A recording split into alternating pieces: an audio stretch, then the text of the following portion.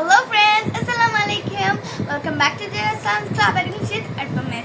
I'm Sadika from Chaturga. আজকে আমি এমন তিনটি কার্টুনের নাম দেখাবো যেটি ছোটদের ইংলিশ দক্ষতার জন্য অনেক হেল্পফুল।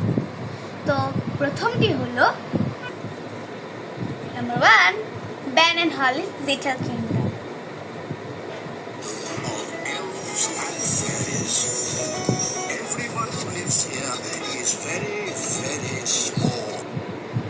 এটিতে এত স্লো কথা বলে যেটিতে সাউন্ডসটা অনেক ক্লিয়ারলি দেখায়। এটা ইংলিশ দক্ষতার জন্য অনেক helpful. And number two is Peppa Pig.